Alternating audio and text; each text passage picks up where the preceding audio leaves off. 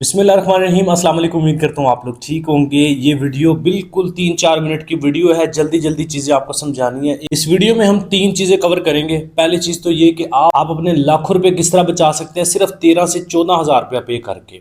कैसे, मैं बताता हूँ आपको। और दूसरे नंबर पे पाकिस्तान से किसी भी कंट्री में शिफ्ट होने के, किसी भी कंट्री में सेटलमेंट करने के लिए 3 जो ऑप्शन है, कौन से ऑप्शन है, उनके ऊपर डिटेल से डिस्कस करेंगे। और मेरा ख्याल है हर कैजुअल बंदा उसमें फॉल करता होगा। इवन कि एक ऑप्शन तो ऐसा भी है जो काफ़ी हद तक बहुत सारे लोग अवेल कर सकते हैं, लेकिन लोग नहीं करते। तीसरे नंबर पे हम डिस्कस करेंगे इस वीडियो में कि जब आप किसी कंट्री के बारे में सोचते हैं तो उसके ऊपर आपको वर्किंग कैसे करनी है। सबसे पहले हम बात कर लेते हैं जी, कौन से ऐसे 3 रास्ते हैं जिन रास्तों के ज़रिए आप किसी भी कंट्री में मूव करके वहाँ पे पीआर ले सकते हैं, पासपोर्ट ले सकते हैं, आप सेटलमेंट कर सकते हैं विद फैमिली। तो पहला रास्ता है स्टूडेंट वीज़ा। स्टूडेंट वीज़ा में आप क्या करते हैं, अगर आप एफएससी आपने की हुई है, ये ऑप्शन सिर्फ उनके लिए। अगर आपकी मैट्रिक एजुकेशन है या फिर मैट्रिक से भी कम है, फिर ये ऑप्शन आपके लिए नहीं है। आपके लिए अगले 2 ऑप्शन है। जिन्होंने एफएससी की हुई है या इंटरमीडिएट किया हुआ है, ये उससे आगे एजुकेशन कंटिन्यू करनी है, ये उनके लिए ऑप्शन है। यूरोपियन कंट्रीज़ हैं, आपको यूके, ऑस्ट्रेलिया, कनाडा, यहाँ पे 50-50 लाख, 80-80 लाख रुपया भरने की ज़रूरत नहीं है। आप यूरोपियन कंट्रीज़ का इंतखाब करें, सस्ते होते हैं। इवन के कुछ यूरोपियन कंट्रीज़ में तो आपको स्कॉलरशिप मिलती है।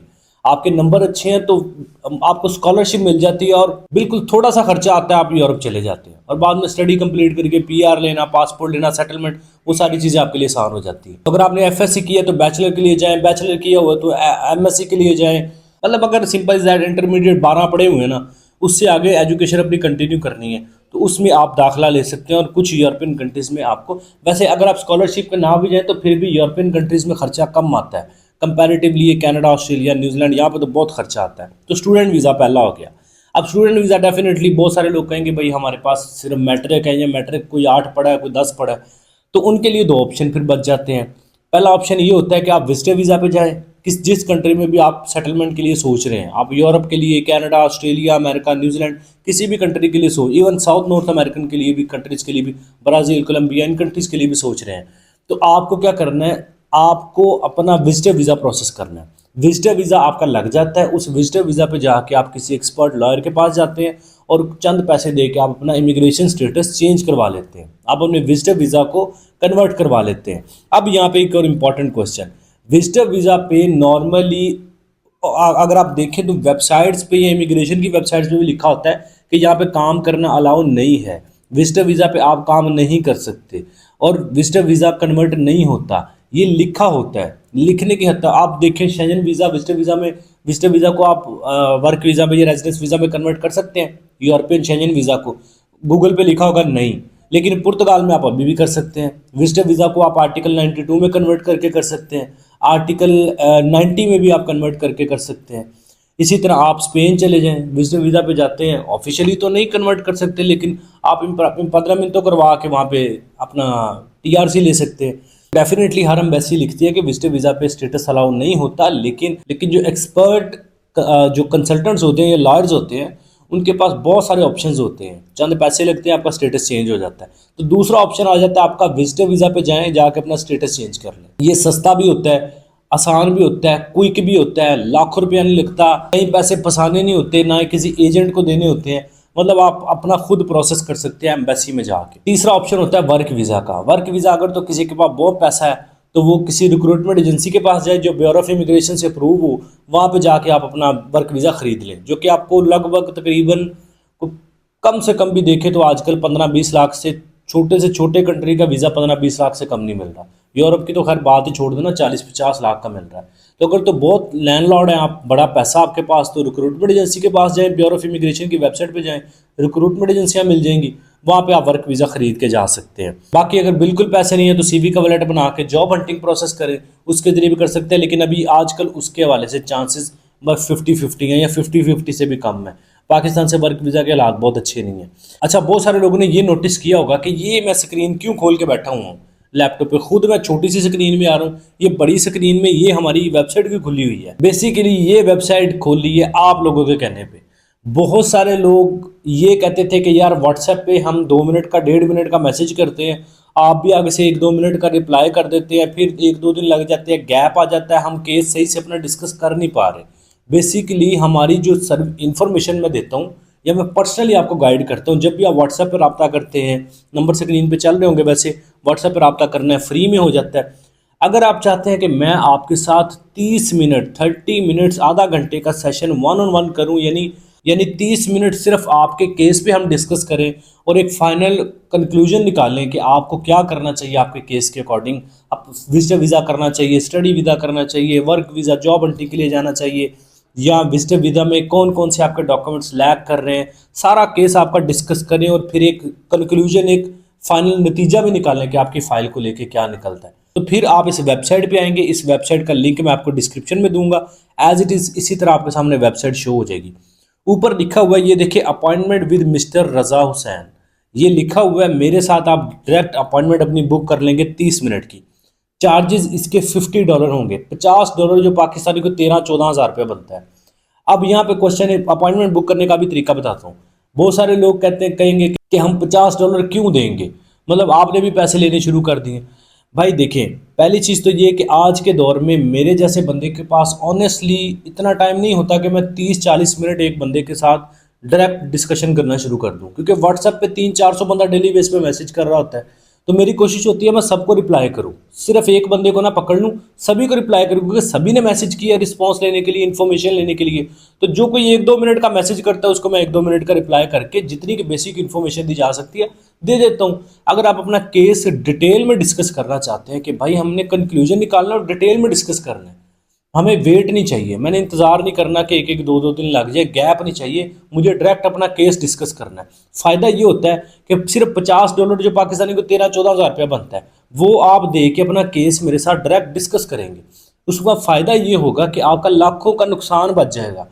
यानी आप विजिटर वीज़ा अप्लाई करते हैं, पाकिस्तान में जो कंसल्टेंट एजेंट बैठे हुए हैं उन्होंने कोई नहीं कहना कि आपका विजिटर वीज़ा नहीं लगना। आप डॉक्यूमेंट्स जैसे तैसे भी लेके जाए, उन्होंने कहना लग जाएगा, मसला ही कोई नहीं है, आपके डॉक्यूमेंट्स बड़े तगड़े हैं और अप्लाई करवा देना। नुकसान क्या होना है, कंसल्टेंसी फीस 50-60 हज़ार रुपये देनी है कंसल्टेंट की, वीज़ा फीस देनी है 30-40 हज़ार रुपया, अपॉइंटमेंट फीस देनी है, अब बाकी डॉक्यूमेंट्स पे खर्चा आना, वो करना है, खुद जाना है इस्लामाबाद या लाहौर में फाइल सबमिट करने के लिए, गाड़ियाँ करवाओ, बस पे खज्जल होना है, मतलब करते कराते आपने 1.5 लाख रुपया अपना लगा देना है। तो वो बेहतर है कि 1.5 लाख रुपया बस अन्य वाल लगा देना, आंखें बंद करके तीर चला देना, या ये बेहतर है कि पहले आप किसी एक्सपर्ट बंदे को, मेरे साथ नहीं ज़रूरी, कोई भी एक्सपर्ट आपकी नज़र में कोई भी है, उसको पहले $50-60 उसके दे दें, को पाकिस्तानी 13-14-15 हज़ार रुपये उसको दे के अपना केस डिस्कस तो करें कि आपका वीज़ा लगना भी है कि नहीं। अगर आपका वीज़ा लगना हो फिर तो 1.5 लाख रुपया खर्चा कर लें। अगर आपका वीज़ा नहीं लगना तो 15 हज़ार में आपको ये पता चल जाएगा कि आपका वीज़ा नहीं लगना, आपके फलां डॉक्यूमेंट्स में मसला है, इनको पहले ठीक करना है। कैसे ठीक करना है हम आपको गाइड कर देंगे। फ़ायदा ये होगा कि आपका पैसा ज़ाया नहीं होगा, जो 1.5 लाख रुपया विजिटर वीज़ा पे लगाएंगे वो ज़ाया नहीं होगा। डॉक्यूमेंट्स पहले ठीक होंगे, फिर अप्लाई करेंगे, वीज़ा अप्रूव होगा। अच्छा, आप अपॉइंटमेंट लेने के लिए आप अपॉइंटमेंट विद मिस्टर रज़ा हुसैन है यहाँ पे क्लिक करेंगे। क्लिक करने के बाद आपके सामने फॉर्म ओपन हो जाएगा। यहाँ पे अपना नाम आपने लिखना है, ईमेल एड्रेस लिखना है, फ़ोन नंबर लिखना है, अपना स्ट्रीट एड्रेस लिख देना है, कौन से सिटी से आप अपॉइंटमेंट बुक करना चाहते हैं, कौन से स्टेट में, पंजाब है, सिंध, कंट्री में, पाकिस्तान सेलेक्ट कर लेना है, नंबर ऑफ एप्लीकेंट्स, कितने एप्लीकेंट्स हैं जो वीडियो कॉल पे डिस्कशन करना चाहते हैं। अच्छा, यहाँ पे वीज़ा टाइप या पर्पस ऑफ कौन, किस वजह से आप ये अपॉइंटमेंट परचेज करना चाह रहे हैं, यहाँ पे क्लिक करेंगे, 3 ऑप्शन खुल जाएंगे। टूरिस्ट विजिटर वीज़ा है, फाइल असेसमेंट करवानी है, या टैक्स एंड कंपनी रजिस्ट्रेशन अपनी सर्विस करवानी है। अपनी सर्विस से फॉर एग्जांपल फाइल असेसमेंट है तो यहाँ पे क्लिक कर लेते हैं। यहाँ पे प्रेफर्ड कैंसिलेशन डेट, यहाँ पे आपने कौन सी डेट है जिसमें आप कहते हैं यहाँ इस डेट में मैं ईजी हूँ, इस डेट के मुताबिक मुझे अपॉइंटमेंट दी जाए, तो यहाँ पे क्लिक करके आपने अपनी डेट सेलेक्ट कर लेनी है। फॉर एग्जांपल आज की डेट ही कर लेते हैं। यहाँ पे आपने टाइम सेलेक्ट कर लेना है। याद रखें, दोपहर 1 बजे से लेकर शाम 4 बजे तक के दरमियान आपने टाइम सेलेक्ट करना है अपॉइंटमेंट के लिए। टाइम यहाँ पे सेलेक्ट कर लेना है। फॉर एग्जांपल मैं 3 बज के और कहता हूँ जी 10 मिनट में मैं अवेलेबल हूँ, ठीक है जी। और यहाँ पे फ़ी लिखी हुई है, $50 है, 30 मिनट का सेशन है। आपने पेमेंट करनी है, पेमेंट कहाँ पे करनी है ये देखें, ये आपको नज़र आ जाएगा। हमारा जो कंपनी अकाउंट नंबर है, ये टू बी कंसल्टेंट का अकाउंट टाइटल आ जाएगा। यहाँ पे देखें अलाइड बैंक का अकाउंट नंबर है, अलाइड बैंक से लेके ये देखें यहाँ तक हमारी तमाम अकाउंट जो पेमेंट डिटेल्स हैं वो लिखी हुई। आपने पेमेंट करनी है, पेमेंट करके यहाँ पे चूज़ फाइल पे क्लिक करेंगे और आपका जो स्क्रीनशॉट होगा पेमेंट आपने की होगी वो आपने यहाँ पे अपलोड कर देना है।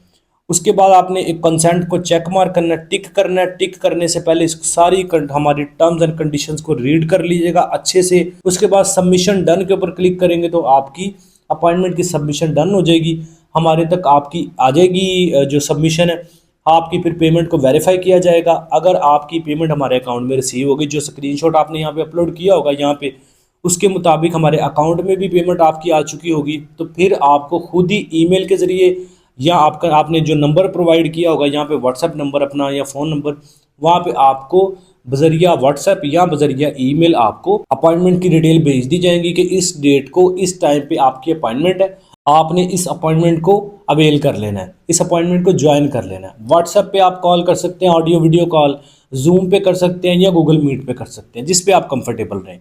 तो आपने ये अपॉइंटमेंट इस तरह हमारी ले लेनी है। अपॉइंटमेंट लेने का जो फ़ायदा है वो मैंने आपको समझा दिया कि अपॉइंटमेंट लेने का फ़ायदा यही होता है कि आपका लाखों रुपया बच जाता है। 15,000 में आप किसी कंसल्टेंट से अपना केस डिस्कस कर लेते हैं। अगर फाइल तगड़ी हो, फाइल में चीज़ें अच्छी होंगी, तो फिर हम आपका केस प्रोसेस करेंगे। वो जो चार्जेज़ है हमारे, उसमें से ये 15,000 निकल जाएगा। ये भी फ़ायदा है कि आपका अगर केस हमने प्रोसेस करना है तो जो 15,000 है ना, वो हमारी फ़ीस में शामिल हो जाने हैं। फॉर एग्जाम्पल आपका केस हमें लगता है कि हाँ यार ठीक है, तो फिर ऐसा नहीं है कि कंसल्टेंसी चार्जेस अलग से हैं, ये 15,000 अलग से होंगे। जो आपने कंसल्टेंसी चार्जेस हमने चार्ज करने हैं, आपको बता देंगे ये हमारे चार्जेस हैं, उसमें से ये अपॉइंटमेंट के जो आपने पे किए थे ये निकल जाएंगे। लेकिन अगर आपका केस सही नहीं है, आपकी फ़ाइल ठीक नहीं है, उसमें डॉक्यूमेंट्स पे काम होने वाला है, फिर हम आपको बताएंगे कि आप अपने फ़ाइल पे ये काम करें, डॉक्यूमेंट्स पे ये काम करें। आपकी फ़ाइल जब कंप्लीट हो जाएगी, ओके हो जाएगी, फिर हम दोबारा आपको कंसल्टेंसी चार्जेस बताएंगे। आपने आपके जो चार्जेस होंगे, फ़ाइल जब आपकी ओके हो जाएगी, फिर आपने हमसे प्रोसेस करवाना है, तो फिर आपका ये अपॉइंटमेंट जो चार्जेस पे किए थे ये फ़ीस में से निकल जाएंगे। तो बाकी जो फ़ीस होगी ये पे करके आप अपना प्रोसेस करवा लेंगे। तो ये आपके लिए फ़ायदा ही फ़ायदा है। तो ये सिर्फ इसलिए रखा है ताकि जो जिस पे हम 30 मिनट अपना मैं इन्वेस्ट कर रहा हूँ किसी एक क्लाइंट पे या एक फ़ाइल पे, मज़ा तो ये है ना कि वो फ़ाइल ठीक करवा के काम भी करवाए, उसका वीज़ा लगे भी, ना कि सिर्फ वो थोड़ी बहुत इन्फॉर्मेशन ले और गायब हो जाए। हाँ, अगर आप कहते हैं नहीं पैसे कोई नहीं देने, फ्री इन्फॉर्मेशन लेनी है, कोई पैसा नहीं मैंने देना, मैं फ्री इन्फॉर्मेशन लेना चाहता हूँ, व्हाट्सएप नंबर स्क्रीन पे, व्हाट्सएप पे अपना मैसेज कर लेना, अपना सवाल पूछ लेना है, आपको हम डिटेल में जवाब दे देंगे और ये फ्री है। लेकिन इसमें मसला सिर्फ ये होता है कि जितनी की बेसिक इन्फॉर्मेशन दी जा सके मैं वो पर्सनली आपको देने की कोशिश करता हूँ मैक्सिमम। और कुछ 1-2 दिन का गैप हो सकता है, कुछ थोड़ी बहुत चीज़ें रह सकती हैं, लेकिन मैं कोशिश करता हूँ मैं 100% अपना व्हाट्सएप पे भी दूँ। लेकिन जो अपॉइंटमेंट लेंगे उनके साथ तो फिर 30 मिनट वन ऑन वन उनके साथ डिटेल सेशन होगा और उनका डिटेल से एक नतीजा आप निकाल सकेंगे।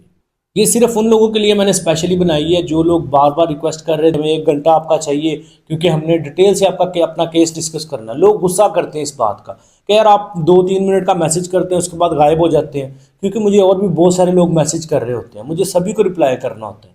जितनी की इन्फॉर्मेशन मैं अकेला बंदा दे सकता हूँ व्हाट्सएप पे मैं देता हूँ, क्योंकि मैं चाहता हूँ कि जितना मेरे पास स्टाफ भी है हमारा, लेकिन मैं कहता हूँ जो भी आपके साथ डिस्कस करनी है वो डायरेक्ट करूँ। आप वीडियो मेरी देख के आए होते हैं ना, तो मेरी कोशिश होती है मैं आपके साथ खुद बात करूं, खुद आपको रिप्लाई करूं, क्योंकि जो इन्फॉर्मेशन मैं आपको दे सकता हूं डायरेक्ट, मेरा जो स्टाफ है या मेरा वर्कर है वो आपको नहीं दे सकता। अपना डिटेल में केस डिस्कस करने के लिए आप, ताकि कोई लैक ना आए, कोई वेट ना आपको करना पड़े, डायरेक्ट डिस्कशन हो जाए और कोई नतीजा निकाल लें, अपॉइंटमेंट अपनी बुक कर ले और अल्लाह का नाम लेके आ जाए।